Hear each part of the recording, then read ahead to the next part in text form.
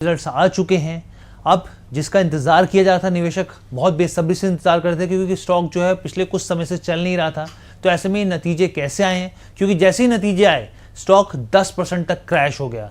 अब सवाल यह है कि क्या कंपनी के नतीजे सही में खराब हैं, अगर हैं तो फिर आगे की क्या स्थिति दिखती है, और अगर नहीं है तो फिर शेयर इतना क्यों गिरा है। और सबसे महत्वपूर्ण बात, क्या सुज़लॉन की भविष्य की कहानी अभी भी मजबूत है या फिर बाजार कुछ और सोच रहा है। तमाम सवालों के जवाब लेंगे और बहुत ही आसान भाषा में आपको बताएंगे। सबसे पहले नतीजों पर नजर डालते हैं, क्योंकि मैं शुरुआत जो है रेवेन्यू से करना चाहता हूं, कंपनी के कारोबार से करना चाहता हूं। यहाँ पे आप देखिए कंपनी की जो कमाई है वो 22% बढ़कर 3,829 करोड़ पर पहुंच गई है। इसका मतलब यह है कि सुज़लॉन को ज्यादा काम मिला है, ज्यादा प्रोजेक्ट मिलते हुए दिखे हैं, जिससे कंपनी की बिक्री ज्यादा होती हुई दिखी है। डिलीवरी की बात की जाए तो 14% बढ़कर 506 मेगावाट रही है, यानी कि ग्राहकों को पिछले साल के मुकाबले ज्यादा विंड टर्बाइन और प्रोजेक्ट सौंपे गए हैं। क्लाइंट्स को जो है ज्यादा से ज्यादा प्रोजेक्ट्स जो है वो सौंप दिए गए हैं। वहीं कंपनी ने करीब 269 मेगावाट प्रोजेक्ट को चालू भी किया है, ऑपरेशनल करते हुए दिखे हैं, जो कि पिछले साल के मुकाबले डबल है, दुगना है। यानी कि बिजनेस के स्तर पर देखें तो कंपनी का कामकाज काफी मजबूत दिख रहा है। लेकिन अब ऐसा आंकड़ा मैं आपके सामने लेकर आता हूं जिसने बाजार को निराश किया है। कंपनी का मुनाफा 6% घटकर 305 करोड़ पर रह गया। एबिटा भी लगभग फ्लैट रहा है, सपाट रहा है, और सबसे बड़ी चिंता की बात रही है एबिटा मार्जिन को लेकर। ये 19% तक घटकर 15.5% पर आ गया है। अब इसे बेहद आसान भाषा में समझते हैं कि पूरी कहानी है क्या। मान लीजिए आपकी दुकान की जो सेल्स है, बिक्री है, वो 22% बढ़ गई, ग्राहकों की संख्या बढ़ गई, ऑर्डर बढ़ गए, लेकिन महीने के आखिरी में आपकी जेब से बचने वाला जो पैसा है वो कम हो गया।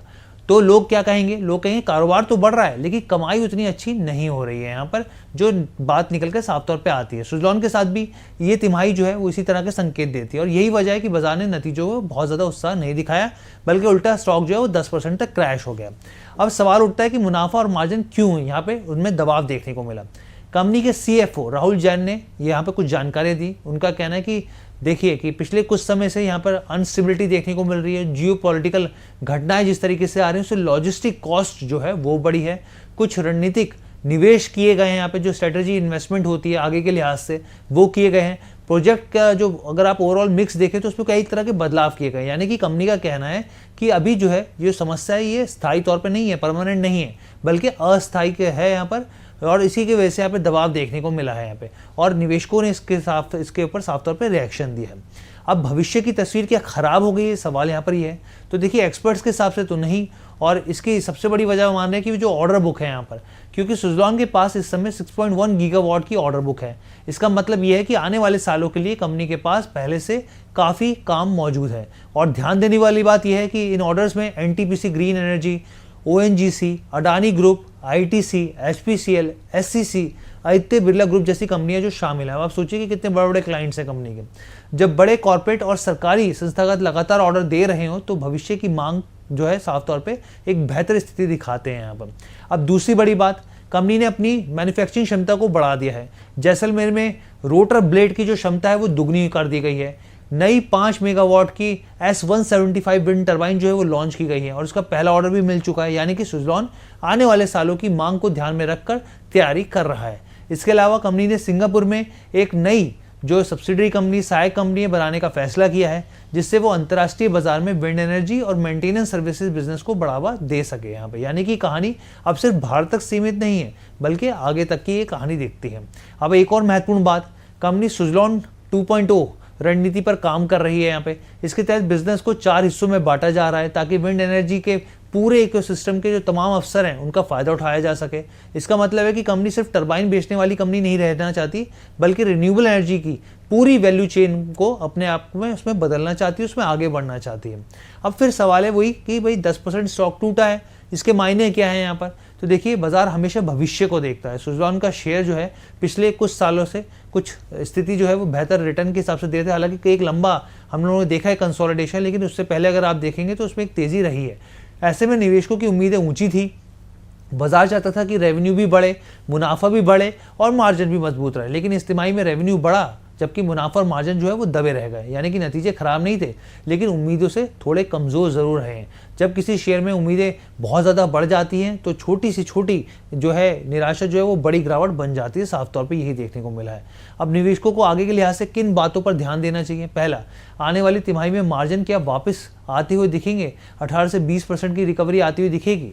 दूसरी बात, 6.1 गीगावाट की जो ऑर्डर बुक है उससे तेज़ी से रेवेन्यू और मुनाफे में तब्दील होती हुई दिखेगी, मुनाफे में विजिबिलिटी आती हुई दिखेगी। तीसरी बात, जो नई S175 टरबाइन है उसमें क्या और बड़े ऑर्डर मिलते हुए दिख सकते हैं, क्योंकि ये जो S175 टरबाइन है ये अपने आप में बहुत बड़ा गेम चेंजर के तौर पर देखा जा रहा है।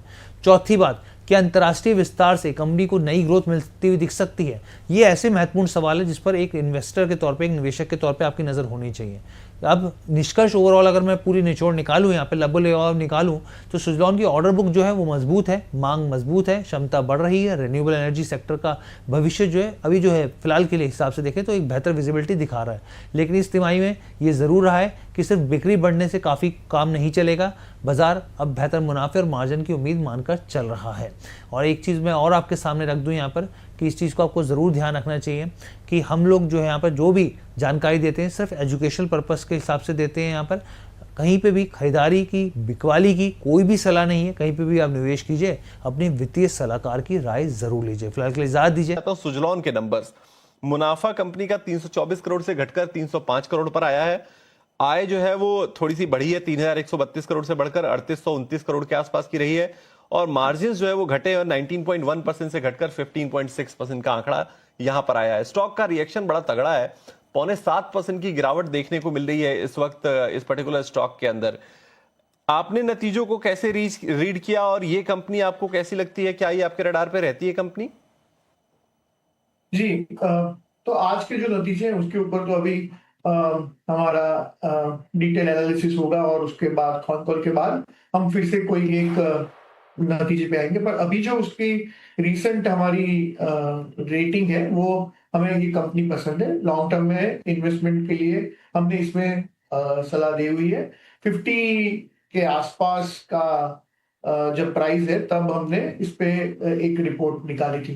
देखिए, ये बेसिकली जो पहले कंपनी थी उसके सामने अभी स्ट्रेटेजी थोड़ी चेंज हो गई है। वो विंड टर्बाइन के ओईएम में से सिर्फ एक ओईएम नहीं है, वो अभी एक इंटीग्रेटेड रिन्यूएबल एनर्जी प्लेयर बनने की कोशिश कर रहे हैं। तो ईपीसी और हाइब्रिड प्रोजेक्ट और बीडब्ल्यूएस सब डिजिटल सॉल्यूशन करने की कर रहे हैं। तो एक सेकेंड ट्रांसफॉर्मेशन हो रहा है और मुझे लगता है कि आगे ये जो 70 गीगावाट करने का जो FY31 का भारत सरकार का जो टारगेट है उसके लिए देखते हुए ये सब कंपनियों को आगे जाके भविष्य में अच्छी बिजनेस की अपॉर्चुनिटी मिलेगी। तो अभी रिजल्ट का रिएक्शन आया है, स्टॉक जो पहले ऊपर था वो वापस जिस लेवल पे हमने रिपोर्ट निकाली थी 50 के आसपास वहीं पे वापस आ चुका है। तो आज के रिजल्ट के एनालिसिस के बाद हम फिर से एक बार रेटिंग रिव्यू करेंगे, पर लॉन्ग टर्म के लिए अभी तो हमारी सलाह है कि नीचे के लेवल पे इस पे इन्वेस्ट करना चाहिए। चलिए, तो फंडामेंटल्स देखिए, एक क्वार्टर से फंडामेंटल्स वैसे भी नहीं बदलते हैं, ये तो हर एक्सपर्ट कहते हैं और तमाम एक्सपर्ट्स हमारे चैनल पर आपको पहुंचाते रहते हैं, ये आप खुद भी समझते हैं व्यूअर्स के तौर पर। तो फंडामेंटली राय यही है आपको फिलहाल देवर्ष जी की तरफ से कि फिलहाल आप निचले स्तरों पर कर सकते हैं खरीदारी। लॉन्ग टर्म ग्रोथ उनको अच्छी नजर आ रही है कंपनी की, लेकिन हाँ, डिटेल एनालिसिस वो निश्चित तौर पर नतीजों को लेकर रखेंगे और जब आएगा वो एनालिसिस हम आपके सामने ये रखेंगे ही। लेकिन फिलहाल स्टॉक में 6.25% के आसपास की गिरावट आपको नजर आएगी सुजलॉन एनर्जी के अंदर। दो और नतीजे आए हैं